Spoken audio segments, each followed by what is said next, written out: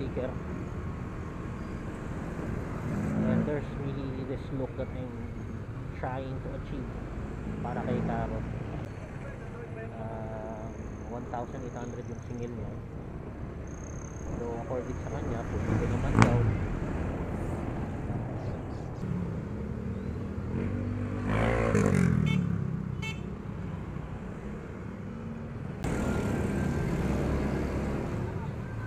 Papakabit ako ng cellphone holder na may charger.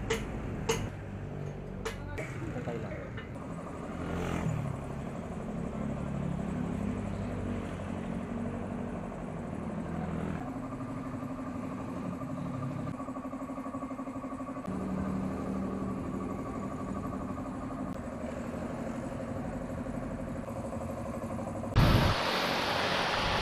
So ayan. Ayan, naikabit na ang ating MOTOWOLF cellphone holder. Mabilis lang. Tapos sigurong 15 minutes. Ayan, si kuya nakapula na makeup. Siya yung tumira niyan. Kita nyo naman. Alright, yes. Gamit tayo ways.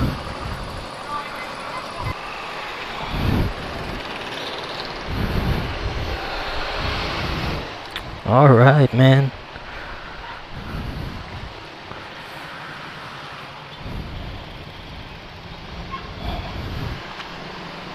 Going home. So, nagpakabit ako dyan sa may JDO motorcycle shop sa may ito lang, sa may Pasig yan. Marami silang branch eh. Oh, Rusi. Wow, mukhang ini-improve na nila yung ano nila. Dati kasi okay sana eh. Ang laki ng shop. Ang laki ng space pero walang walang display. Yun lang yung medyo tagilid. Laki ng cellphone ko, grabe. Parang masyadong takaw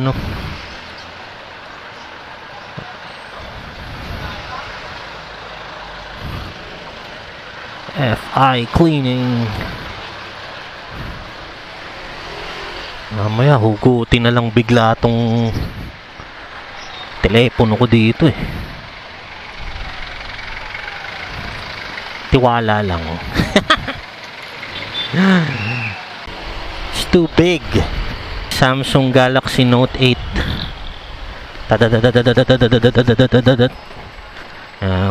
Testingin natin yung medyo gumagalaw-galaw pa siya. Pero secured na secured dito sa sa lalagyan niya. Kailangan ko lang sigurong higpitan yung pinaka tornilyo dun sa pag-angat pagbaba niya.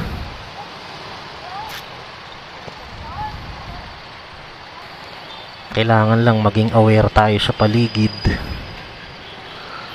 Patay na natin yung waste na yan.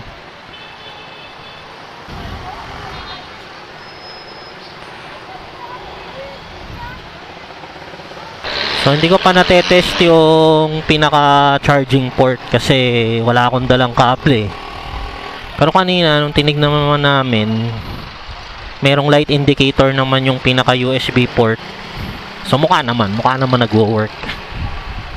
Oh, may checkpoint.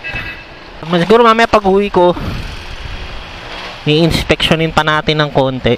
Out dun sa binilhan ko. Lalagay ko na lang yung hindi ko maalala eh. Pag in-edit ko yung video, lalagay ko na lang dyan sa sa description para makabili rin kayo. Kasi yung benta niya sa akin talaga one of the cheapest, if not the cheapest na nakita ko. Tapos free delivery pa within Metro Man. Basta may mga area siya eh. Sakto yung Pasig kasama dun. Highly recommended seller si kuya. So dun sa mga nagpaplano na bumili ng cellphone holder ay my recommendation is yung MOTOWOLF cellphone holder. Ay bumili na kayo, may charger na rin para ano lang naman plus 200 lang naman meron ka ng USB port, diba? Para hindi ka na problema sa juice ng cellphone mo, diba? So MOTOWOLFs are a little pricier. You get what you pay for, sabi nga. Yung mga usual na cellphone holders na ang material is plastic. Actually, nagkaroon na rin ako ng ganun sa Mio. Naglagay na ako ng ganun sa Gamma ko before. Naglagay na rin ako, pero wala ganun din Gagastos ka lang din ng 350, 400. Yung may charger bumili ka na ng doblehin mo na lang yun. MOTOWOLF na yun. Yung mga nagbebenta 1, 2, usually ganoon naman nag-range price niyan, pero mahal yun. Bili kayo doon sa seller na binilang ko.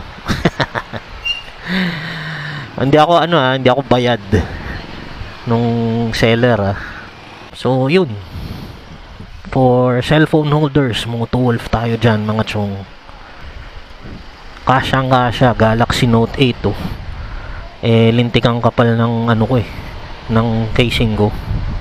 So yun, mga next upgrades natin dyan, hopefully yung mags repaint, powder coated na kulay carrot din, kulay orange. And then my next plan is yung decals, and the very reason kung bakit ko talaga kinuha yung kulay na to,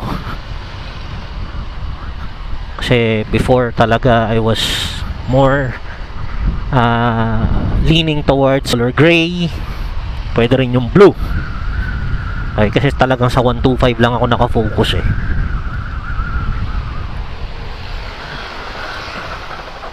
ayun diba, tangkita mo naman puro alog yun.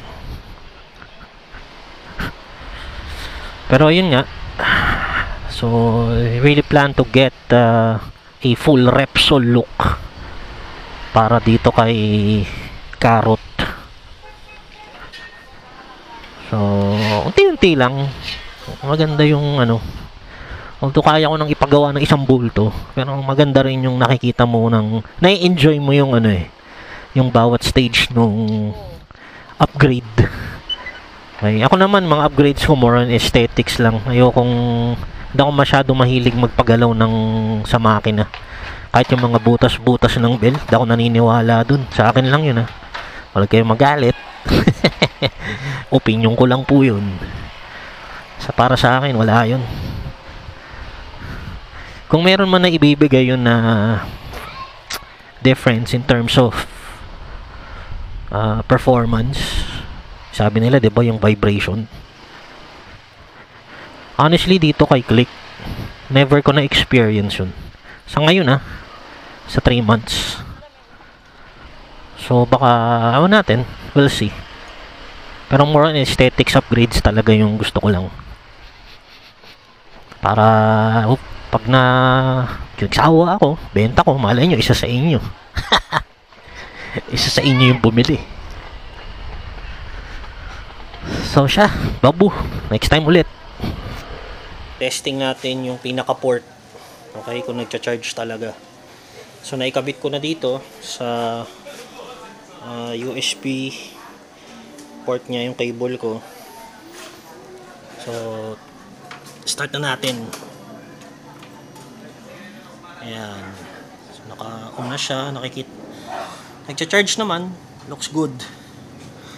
So sa voltmeter, sabi niya 12.7, 12.6, so pababa ng pababa yan. Start ko lang para mag-charge yung pinaka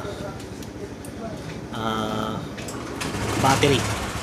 So ayan, i-charge na siya ngayon, 14.4 na, which is 14.5. Yan yung normal na battery charge. Ayun, working naman siya, chong. Very good quality MOTOWOLF No issues.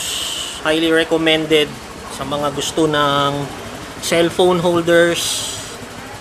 Huwag na kayong bumili ng mga mura na plastic. Hanggat maaari, doon na kayo sa pangmatagalan. Para sa akin lang yan, ha. So, see you ulit. Kita-kits.